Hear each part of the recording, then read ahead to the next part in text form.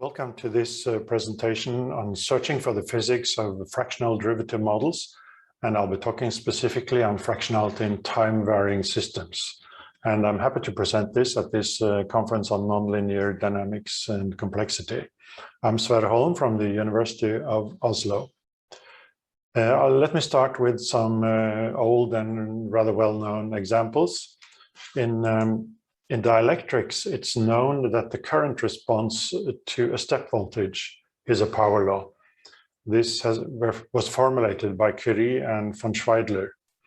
And the curve here shows the discharge over 6 days of a capacitor, and you see it's a straight line in a log-log plot. In rheology, there is a similar result, which is Nutting's equation from 1921, where the stress response to a step-in strain is also a power law. That was found to be valid for paint and oil, and Scott Blair in the 40s and 50s found similar results for cheese and clay, and also found that that result could be found as the result of a fractional damper model, which is shown here as sigma is eta times the fractional derivative of the strain. So it's something in between a damper and a spring. Many biological and non-biological materials follow this or have this property. Now, it's well known that these properties can be explained by some established models. One of them is multiple relaxation processes, where you have a network of springs and dampers and certain distributions of time constants and strengths of these springs and dampers that will give rise to such a power law. Another way to achieve something similar is if you have a fractality in the medium and you send an acoustical or an elastic wave into a fractal, the response of the medium will also be fractional. That's an apparent loss mechanism, because wave energy is not lost, but it's sent back or sent to the sides and then not picked up by the sensor. But here I'll be focusing on fractionality in time-varying systems. And I'll be talking about two different ones: mechanical systems, where we have what's called a grain sharing model, and a second model, which is the viscous grain sharing model. And then part two is something similar, very parallel for dielectrics, where I look at some models for the constant phase element. Now, the mechanical part starts with a book by John Gittes from 1975, which is called Creep Viscoelasticity and Creep Fracture in Solids. A chapter there is about modeling behavior of this Nutting or Scott Blair result or equation with a Maxwell model. And the Maxwell model is shown to the right here. It's a spring and a damper, but he proposed that the dashpot should not be a constant damper, but what's it called, a nonlinear damper, something which hardens up with the passage of time. The viscosity increases. And so that's why I have an arrow on the viscosity. It's independent of the applied stress. It only depends on time. And this was called strain hardening in the context of solids of that book. Now, that model was the inspiration for Mike Buckingham to look at what happens in a sediment. So a fluid saturated sand. And to the right here, you have sort of 2 grains of sand and the friction process. So there is an elastic behavior from a stick slip into granular microasperities, and there's a viscous dissipation in the pore fluid film in between the grains of sand. And he found that he formulated a grain sharing theory, where he looked at wave propagation and stress relaxation and grain-to-grain sharing in saturated, unconsolidated marine sediments. So typically wet sand. Formulated 2 rather complex equations here. The first one is for the pressure wave or compressional wave. The second is for the shear wave. And there is a loss operator here in the let me turn on the pointer here. there is a loss operator here and a loss operator here, as well as one here, which is formulated as a convolution integral with a kernel. And these kernels are all power laws based on Notting's equation. And the Fourier transform of a power law in time is also a power law in frequency. So they are formulated in frequency here for the pressure operator and the share operator. And in the following derivation, as well as what Buckingham did, those two are assumed to be the same. So that means that these two terms merge into one. Now, we found a way to reformulate this theory without any approximations or anything, because we found that when there is this power law kernel, then there is a fractional derivative which is hidden in the original formulation. So these convolution-based models become a fractional wave equation first for the pressure and then for the share, a fractional Kelvin-Voigt wave equation and a fractional diffusion wave equation. And what we have done here is to go from what's called a time-dependent what is a time-dependent non-Newtonian, and outside of the solid field, this is called a rheopectic model, where viscosity increases with time. Typically, it happens with cream, which is sort of fluid, and you whip it to become almost solid. It's quite rare in nature, but at least here is a case for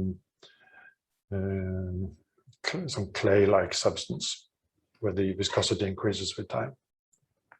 Now, when we look at the linear viscoelasticity, it can be described with a relaxation modulus. We apply a unit step in strain, and it can be analyzed in terms of the creep compliance, where we do the opposite. We have a unit step in stress instead. And now let's apply that to this system. But there is a little catch there, because this is no longer a time invariant system. This is a time varying system. There is actually two temporal variables here. One, T1, is the time for the application of the input step. T2 is when the viscosity starts increasing. And we cannot find a Fourier transform of such a system unless we do some assumptions. And here we assume that the viscosity starts increasing at the moment when we apply the step. But this still means that the correspondence principle or reciprocity, where the relaxation response and the creep response depend on each other, no longer holds. So there is different information in the relaxation response and the creep response here. Now we can go through a derivation and finding the relaxation modulus, and I won't go into the details here, but the arrow points to something which is power law-like, and we usually assume that the one is small here, so it's a true power law. So this time-varying system will have a relaxation modulus with this assumption that I just mentioned of a power law response. And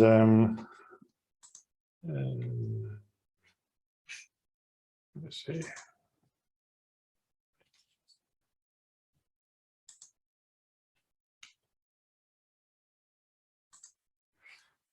So what we have done is we have found a physical model for a fractional element. So if we have a linearly increasing viscosity, starting from a value eta naught, then under some assumptions, it has the same relaxation modulus as a non-integer derivative damper. And that's quite an interesting result, because this is a simple mechanical system, time-varying system. So there's a certain equivalence there. Now, and we even have some value for the fractional order, which can be predicted, so it lends itself to some kind of interpretation of the fractional order. Now, if we look at the other response, the creep compliance, where we apply a unit step in stress rather than in strain, then it also can be derived mathematically, and it leads to this logarithmic equation here. And this equation turns out to be what's called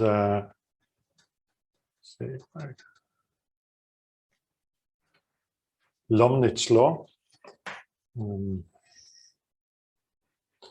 So what we have is that a linearly increasing viscosity plus spring has a creep compliance which follows an empirical law, which is Lomnitz law, which was proposed in 1956 for igneous rocks.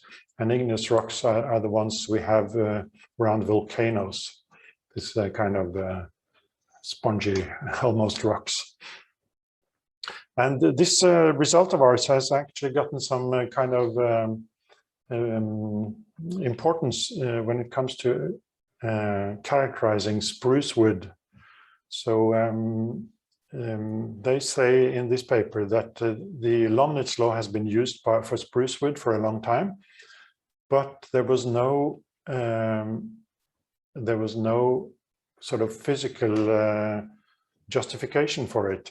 And one came from Mainardi and Spada because they could find, from the creep response, they could find the relaxation function. The other came from our result, where we showed that the logarithmic creep law is a result, or could be a result, of a time-dependent viscosity. So that's kind of interesting.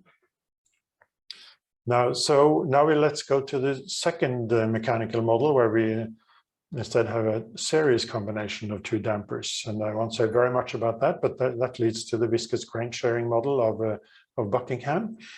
And what it means is that the grain sharing model was a power law, the previous model, with its Fourier transform. Now we get an extra exponential term to multiply in. So it's a tempering term, which means that the viscosity doesn't increase indefinitely, but it sort of levels off. And the Fourier transform in this case is no longer a pure power law, but it is a 1 plus power law term. Actually, it is a Cole-Davidson model of order 1 minus alpha, which is known from dielectrics. And we are analyzing at present on what this means for wave equations, for instance, in such a medium. So this is analyzed in my book in chapter 8, where I've analyzed the grain sharing family of models. And we've searched many different time varying models. Excuse me for a slightly different terminology here, but the Maxwell model, the Kelvin-White model, and two different ways of formulating the Zeno model with the time varying viscosity. This is a paper in the International Journal of Nonlinear Mechanics with my Chinese collaborators. And so we found the result which I just presented with the power law and the Lomnitz law, but we couldn't really find any other interesting models from this. We found lots of complicated models, but not any simple models like this. But yeah. So now let me turn to dielectricity, the second part, and constant phase element. So in dielectricity, we have the displacement field versus the electric field, which usually they are usually proportional in a simple medium, like vacuum, and the capacitance is given by these permittivities. And Debye formulated slightly more complex medium, liquids and solids, where you have a relaxation process. So that's not longer a capacitor model, but two capacitors and a resistor. And Cole went one step further and introduced the power law into this model. And if we let the constant term be 0 and the time constant of the frequency become very large, we can also formulate this as a kind of capacitor, and now it becomes a capacitor where it depends on j omega to the power alpha rather than to the power 1.